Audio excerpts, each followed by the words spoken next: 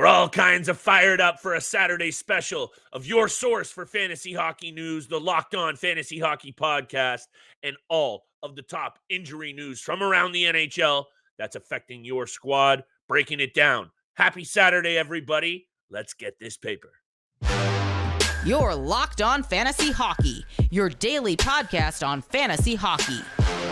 Part of the Locked On Podcast Network, your team every day.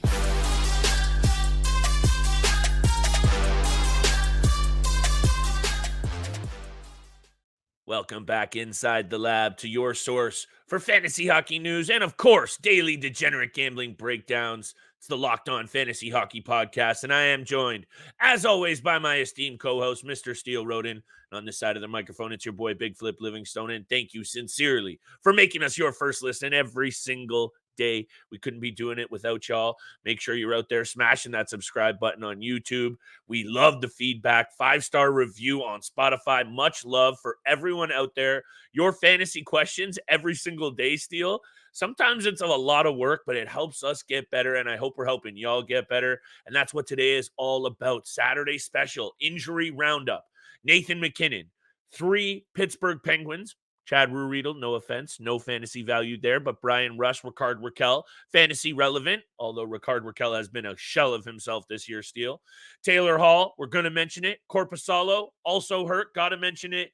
And maybe not Klingberg himself, Steele, so much fantasy relevant, but this frees up $4 million+ for this Toronto Maple Leafs club. And I think that might be the more intriguing angle to talk about on this episode today, including wrapping up with big time Saturday bets, another juicy Saturday board, Steele, after what was a wild Friday. Let's tap in right over to you, my friend. Nathan MacKinnon takes a shot. These shots off hands, off body parts, these are always scary for big players. What are you thinking about Nathan MacKinnon? He gets the x-rays. We don't really know, blocking a shot after Makar's goal. What's your take on this situation? Yeah, currently just day-to-day right now for Nathan MacKinnon. He did have some x-rays. I believe he took that shot off the skate. So something... lower leg, they're saying. Lower leg. Foot, I think it was his skate foot, yeah. Yeah, it took it off the foot after that Cale Makar goal in that 5-2 win over the Vancouver Canucks on Wednesday night. Again, just seems like day-to-day, he is most likely going to miss the Friday game. We are recording a little bit early, and he's going to miss that Friday game against the Minnesota Wild. He could return on Saturday against the Calgary Flames, but could also miss that depending on how severe this injury is, if he can put a little bit of pressure on it. But it's going to be a big hit, towards the end of the week in these weekly matchups. That's a huge player for all fantasy GMs out there. And if you're missing 2 games from Nathan MacKinnon, that severely hurts your chances if you're not already winning the weekly matchup. Interesting angle. And honestly, Steele, watching the replay, we never want to just... man, I'm really butchering the word I'm trying to say, but we never want to speculate. There we go. I got it. I'm back, baby. Speculate on injuries. But when it comes to major players, and I'd say there's a handful of guys that no matter what happens to them, Austin Matthews, Leon Draisaitl, Connor McDavid, even guys like Jack Hughes, you got to talk about it. Because as you mentioned, game to game, matchup to matchup, a single game with some of these stud pieces out for you matter, and you're going to have to scramble to hit the waiver wire or your IR bench, whatever, to fill these holes. Nathan MacKinnon so far 6 goals, 17 assists this season. He really does fill out all the categories. Steele, 22 PIMs. We know he can play with edge as well. He's not scared to throw his body around at times. 3 hits the other night. I guess all I'm trying to say is on this roundup special is make sure you're also tapped into waiver wire Monday, because as much as we're highlighting right now what's going on, that means you got to have your finger on the pulse and ready to pull the trigger on making a move to fill these holes, especially Steele. Right now, we just know day to day for MacKinnon. This Colorado team cannot afford, when you got Dallas starting to come, you got Vegas going in the West. This Colorado team can't afford to slip at all. So I would just also like to say, let's hope for Colorado fans that he really is back sooner than later. Speaking of which, that's the case for these Pens trio. And of course, Chad Ruhwedel, we're not talking about him fantasy-wise, but for the success of this club, Steele, these 3, it's going to hurt. And I know Rickard Rakell has been a shell of himself, but Bryan Rust was off to a really, really good year. I thought he was going to slide this year. 9 goals, 16 assists, 55 shots on net. He's been really, really good. And I think the Pittsburgh Penguins, considering how much they've turned it around over the last, 3 or 4 weeks, they might be in trouble here knowing that some of their depth this season has been tested. Yeah, especially for Bryan Rust. He looks a lot different from last season. He's got his legs under him. He's got his feet. He's moving his feet. He's using his speed out there. And he's been playing really well alongside Evgeny Malkin and Riley Smith on that second line. It's going to hurt without Bryan Rust and Rickard Rakell in this lineup. I know you said we all can see it from Rickard Rakell's standpoint right now. He is a shell of himself. He's only got 4 assists in 17 games. But it's going to hurt this lineup and these chemistries because you've got Drew O'Connor on the top line with Gensel and Crosby, Alex Nylander filling in for Bryan Rust on that second line for Malkin and Smith. And then really the bottom 6 for this Pittsburgh Penguins group has been disgusting. You're getting no offensive output. You really do have to depend on the top 6 forward group and even Erik Karlsson and Chris Letang to step in on the back end to really provide some offense. And then you really need to have some trust and faith in Tristan Jarry to get the job done in the blue paint when he's in the crease. So they need to figure out what's going on with some of their players, especially like a guy like Rickard Rakell, who had a very impressive season last year, who I talked a lot about in the offseason as a potential draft pick in the mid to later stages of the draft. It's rather disappointing to see from Rickard Rakell, who I really thought was going to come out with a bang this season. But this Pittsburgh Penguins team, again, it's kind of confusing when you look at the Washington Capitals and they're getting it done. They've won 5 games in a row. They're top 3 in the Metropolitan. Man, but don't get me started. They really do have the same sort of team. It's true. When you look at the Penguins and Capitals on paper, you could draw a lot of similarities. A lot of similarities. Decent top 6. Bottom 6 doesn't really get anything done. They have aging core. They have a little bit of depth in there that doesn't really provide much, but it's really, really surprising to see from some of these Penguins players that they're not really producing as much as we thought. Rickard Rakell last year's steal, 240 plus shots, 28 goals, and over 140 hits. My goodness, what a disappointing start. Yeah. And look, you and I in a couple of those mock drafts, we were really ready to put Rickard Rakell in the mix in the top 6 in Pittsburgh after a really good peripheral full out season last year, fantasy wise.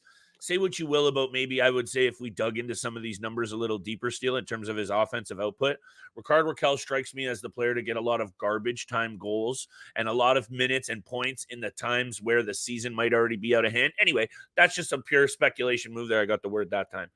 But what I wanted to leave it at is this Pittsburgh Penguins team offensively cannot afford to have any of its offensive depth tested right now. You already brought up the players in Nylander and this O'Connor kid who's going to have to fill in.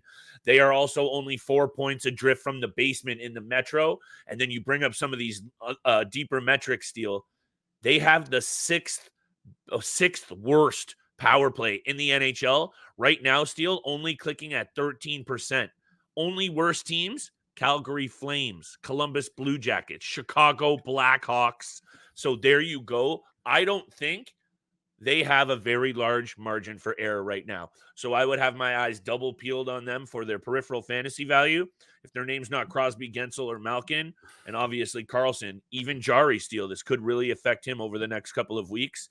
I would have my eyes peeled on that, just like you should have your eyes peeled on the rest of today's episode. Taylor Hall, Korpisalo, Klingberg head into Robidaw Island, and of course, all of our favorite Saturday bets. Steele, by the way, that Nike shirt is fire. I need that in the double, triple XLT.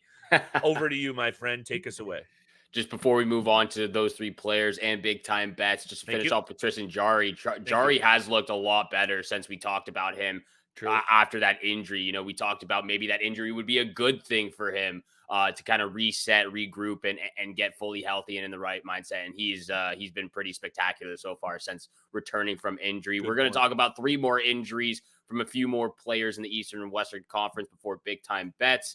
But we got to mention this. Locked On has launched the first ever national sports 24/7 streaming channel on YouTube. It's an absolute gem. Locked On Sports Today is here for you 24/7, covering the top sports stories of the day with local experts of Locked On, plus the national shows covering every single league.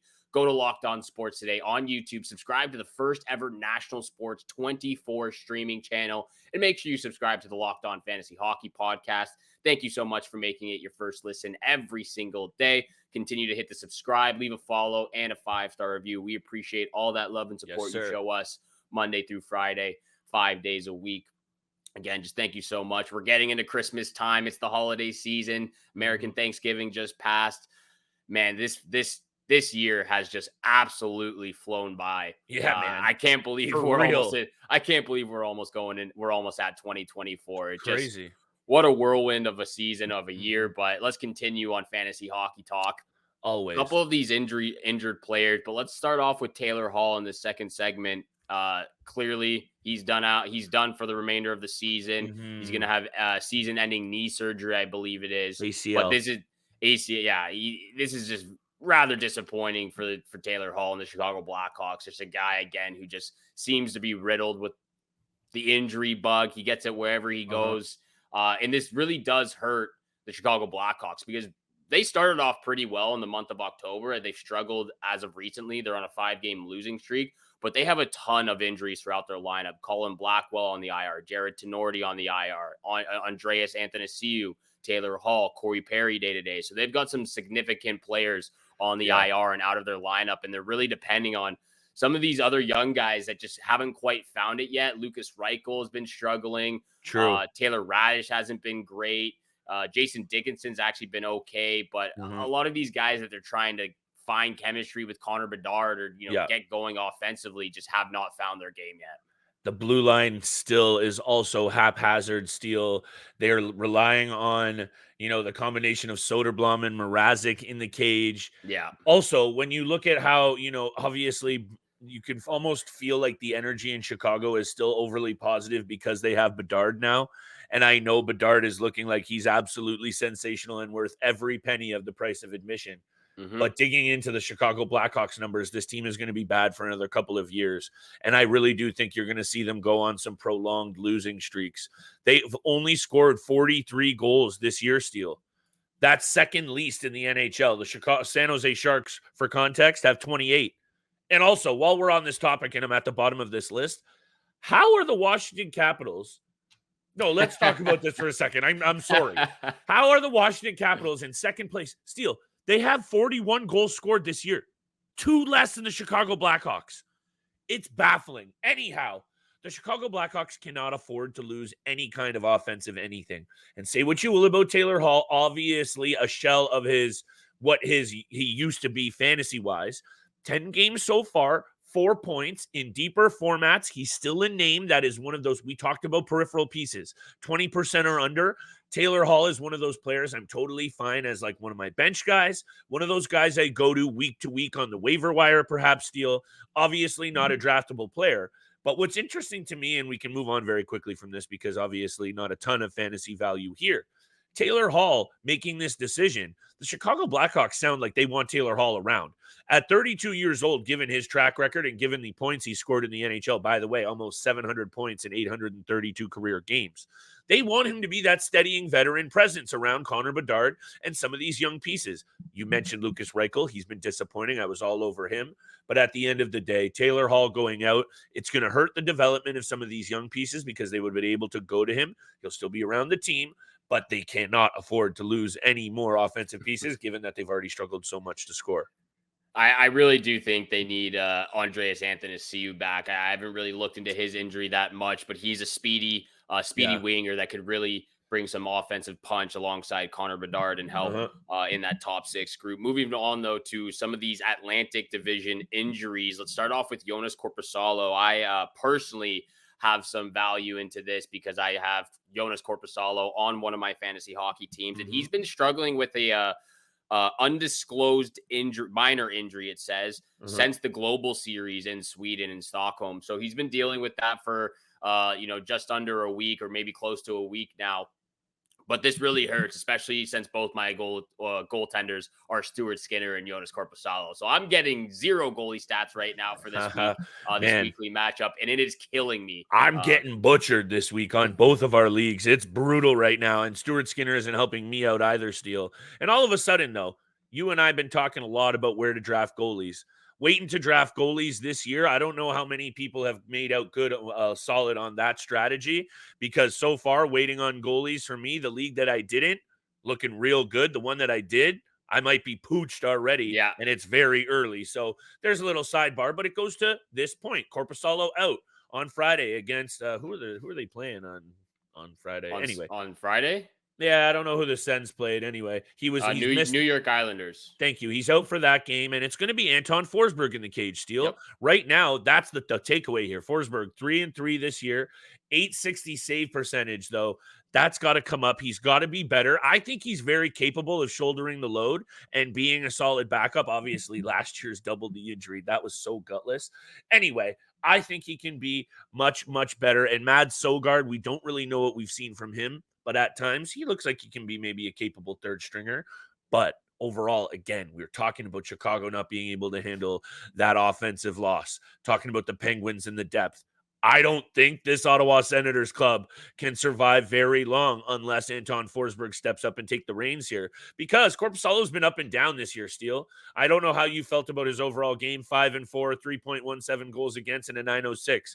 He's been okay, but in other times he's looked real bad. So I don't know really what this Ottawa Senators situation holds for the rest of the season.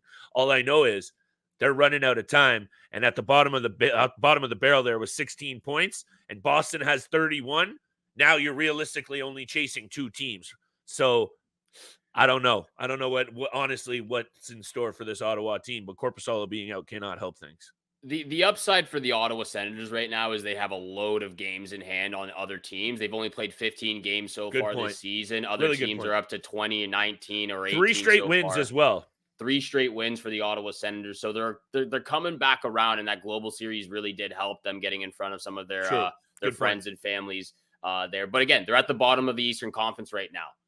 Or second last in the Eastern Conference right now. But they really do need to get some structure defensively and in the blue paint. Korpisalo and Forsberg have not been great. They have not been a great tandem so far this season. I know Korpisalo is injured right now, and they bring up Søgaard, but those two are going to have to get it done, because if this team wants any chance to make the playoffs or even just be one of the wild card teams, they need to start winning games, and it has to start now. And they really need to depend and be more focused on recovering the puck in their own zone and really helping the defensive down low. You know, that's one of the biggest problems right now for the Ottawa Senators is some of their top guys that we talk about aren't really helping in the defensive end of things. And that needs to change moving forward, as well as the goaltenders obviously just need to be a lot better. Doesn't help that they've had key injuries at key positions on Thomas that Chabot's out well. still too. Yeah. So I still think we haven't even seen that full lineup at full health yet this season, Steele. So I'm really not ready to put the book out, whereas I'm getting real close in situations like Edmonton where we've seen what they have in their full lineup. I don't know what Ottawa holds. That's why I'm kind of, I need to crystal ball this situation a little bit, much like we're going to do right at the end of the episode after we talk about Klingberg and we holler at the break. Big time bets coming up, but still $4.15 million of salary relief with John Klingberg on Robidaw Island here on LTIR. This is interesting for the Toronto Maple Leafs because we know that they've been in talks to address that blue line. Up front, they have everything they need, in my opinion, to be an elite team. They really do, in my opinion. No bias, just straight up, just looking at it. If the blue line can get going, I'm not talking about goaltending. I'm just talking about the offensive group. It's good enough to win. The blue line needs work, and the goaltending obviously has a question mark. But this money frees up some situation here for Treliving. I would love to see Chris Tanev come in, Steele, but I think the money now opens up a couple of other angles. I think they need to get more physical. I think they need to get a little bit bigger. I'm okay to lose some of that foot speed for some of that sandpaper. Look, I know I'm not getting ahead of myself, but if you want to talk about long-term, and that's what things in Toronto always seem to end up happening, you want to go through teams like the Vegas Golden Knights, you're going to need some big boys because that team ain't playing around, Steele, and it's one of the deepest, biggest, and most talented in the league. So if you're looking at that's the measuring stick, and this is the team now with Klingberg out, I think you keep your eyes peeled on Toronto because I think some moves are going to happen. I would really love to land Nikita Zadorov in a trade with the Calgary Flames. If it's Chris Tanev, I'd still be pretty happy with that. But I think Nikita Zadorov is exactly what the Maple Leafs need. Sure. right now at this instance and for the remainder of the season. Connor Timmins is back into the lineup. I thought he was great in the preseason. He was getting it done. Obviously had to deal with an injury, but he's back, and I think he'll be a lot better than John Klingberg moving forward. And I don't know what it is with the number 3, but number 3 needs to be retired. That number needs to completely go. It is my unlucky number. I will never go near a number 3 in my life. I always have some weird superstitions with the number 3, but think about it. John Klingberg, everyone doesn't like him. He wears number 3. Justin Hull from last year was wearing the number 3. Dion Phaneuf, fans didn't like him towards the end of his tenure. So I don't know. They might need to get rid of the number 3 within the Toronto Maple Leafs organization. That's but an interesting I would really love to see. I think Nikita Zadorov would be the perfect fit right now for the Maple Leafs. More importantly, perhaps, Treliving strikes out with another one of his offseason moves, and so far, he ain't batting too strong in terms of a batting average. Steal. No, Ryan Reeves is made of bricks. Say what you will about Tyler Bertuzzi picking it up a little bit. He's been disappointing. And, Max Domi overall, I actually think Max Domi's been the best one out of all 3 I was just going to say, I think they've actually gotten quite a bit of value out of what they're paying Max Domi and what he's provided overall. I think, again, Toronto media love to get all over again, especially guys like Domi who have that lineage in Toronto. Anyhow, let's see what happens in Toronto, because I do think, Steele, I feel like the league's at a bit of a tipping point right now with deals. The Edmonton Oilers need to make one. The Toronto Maple Leafs clearly need to make one. Some of these teams that are banged up might have to make one. So I think you're going to see either right now in the next few days, or there'll be a freeze until the holiday. But that's why I'm saying after Thanksgiving here and into the next week or so before Christmas, I think you could really see a bunch of deals, domino effect type scenario, and we'll see a bunch of deals because teams don't want to give themselves a limited window on making moves. If you're going to make a move, give these guys you're bringing in enough time to get settled, form chemistry, and really blow the doors off for postseason. I'm going to stop rambling now, Steele, because I'm ready for bets.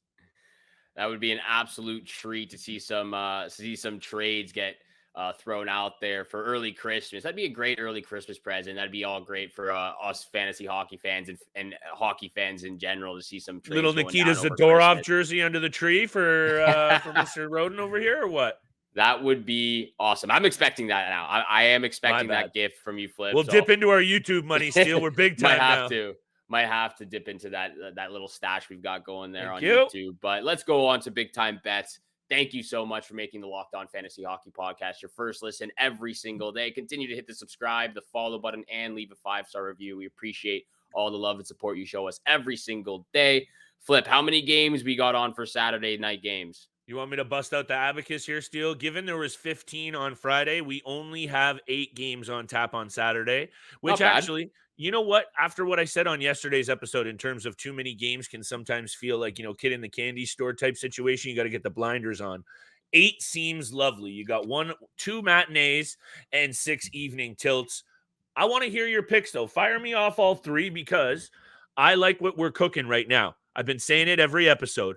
But we're feeling it with the bets. Make sure you're parlaying these together. Maybe some same game parlays from earlier in the week that we really liked as well, Steele. But where are you looking? I got 3 different bets. I got a puck line bet. I got a total. And I got one of my favorite prop bets that there are out there. And you know what's coming, baby. Well, let's start off with my first pick. Not the lock of the night. That will come at the very end. But I'm going to start off with the Rangers on the money line against the Boston Bruins. This is going to be a very tough matchup. The top 2 teams, some of the top teams in the NHL right now. Sir. But the Rangers currently up 2-0 in their matchup Friday against the Philadelphia Flyers. Mm-hmm. I really like the Rangers and how they're playing right now. 8-1-1 in the last 10 games. Might be 9-1-0. They are on fire. That's all I need to say. Rangers money line for real against the Bruins. First pick. Second pick, Matthew Barzal. Anytime assist. He has 4 assists in his last 5 games. He's a playmaker. He always looks for his teams. And practically whenever the New York Islanders score, you're going to see a Matthew Barzal assist on that score. Because he's the playmaker and the one that gets it done in the offensive zone. Barzal, anytime assist. Lock of the night. I'm going back to the well here. It's banged out twice this year, every single time I've picked it. Okay. JT Miller, anytime. Oh, your boy. My boy, JT Miller, anytime goal. Man, I don't know what it is, but the Vancouver Canucks seem to play the San Jose Sharks like every other week, or it seems Yeah, like. seems like. I think this Even is though their I think third. they've only played them one time this year, maybe No, twice. they played them 2 times already. There was Okay. that 10-1, and I believe it was 3-1. You're right. Yeah, You're so right. 3-1 was the last time, and 10-1 the time before. 3 times in the span of like a month is kind of crazy to me. But Yeah. regardless, JT Miller, anytime goal. He's got 4 goals in his last 5 games. He's shooting the puck. He's put it in the back of the net. I don't even know what point streak he's on right now, but he's on a 5+ point streak. He's on a heater currently. He is on a heater. So are the Vancouver Canucks. So JT Miller, anytime goal, lock of the night. I'm really excited to have our JT Miller, Jack Hughes. Who would you rather? We'll tee that up for next week. We'll choose a day and we'll dive into that bad boy. Might have to have a Jack Daniels and Coke just to get fired up for that one, Steele. But I got 3 games. Let me start with the fact that you mentioned that Rangers game. I'm not touching it, but Jonathan Quick should be in net. And of backup goaltenders, if there was a backup goaltender, Vezina, John Quick has it this year for sure because he's been absolutely stellar. But they're on the night of the second half of the back-to-back Steele, and Shesterkin's in net on Friday. So it's probably Quick in there. Let me talk about those Canucks quickly, because aside from obviously taking it to the San Jose Sharks this year, along with the rest of the NHL who are making them a punching bag, Steele, last year, their last 2 games, Vancouver scored 13 goals on the Sharks in their final 2 games, 6-2 and 7-2. So clearly right now things are working for the Canucks against the Sharks. This isn't rocket science. Give me the Canucks on the puck line. They keep beating them by 2 or more goals, and I'm fine with riding with the Canucks in this spot and a really, really bad team. The Canucks have won 10 straight games against the San Jose Sharks as well, Steele. So I'm going to leave one at that. Going with a bit of a gut pick for my second one, I'm really liking this Buffalo-New Jersey game. It should be a fun one. The New Jersey Devils are getting some really awful goaltending this year, and I saw a stat on TSN the other day. Combined save percentage for the goaltending, I think the only teams that are worse are like Edmonton and Columbus or something like that. They're right up there with not having any goaltending. The Buffalo Sabres having their own issues with goaltending. Both teams score a lot of goals. You know where I'm headed with this one, Steele. Also, when you look at the head-to-head, 7 of the last 9 games between the two, over the number. And lastly, if it's okay, I'm going to fire off my last one because I know you're going to like this one. Toronto at Pittsburgh. I don't know what this one's going to hold for the Toronto Maple Leafs because it's an interesting afternoon affair on Friday. They just came off the Global Series. It's going to be tough. I don't really want to talk about picking a winner, perhaps. Crosby anytime assist? Crosby anytime assist, baby. And it keeps hitting. Steele. Each year, each time I bet it this year, it's hit. And I'm going to keep going back to the well. Let me finish with this. 50 career regular season games for Mr. Crosby. 66 points, including 37 assists. Gets it done. Sidney Crosby anytime assist, baby. And also, come on now. This guy is on a special season, 22 points in 18 games. He gets it done against the Leafs. He gets it done against pretty much every team in the NHL. Those are the locks of the night. Anytime assist from Sid the Kid and anytime goal from JT Miller. Thank you so much for making the Locked On Fantasy Hockey Podcast your first listen every single day. And again, Locked On has launched the first ever national sports 24/7 streaming channel on YouTube. Locked On Sports Today is here for you 24/7, covering the top sports stories of the day with local experts of Locked On, plus the national shows covering every single league. So go to Locked On Sports Today on YouTube, subscribe to the first ever national sports 24/7 streaming channel. And thank you so much for tuning in for this weekend special on Saturday. Have a great weekend. Have a great day. Good luck with all your bets out there. And we shall see you back here again on Monday. Peace.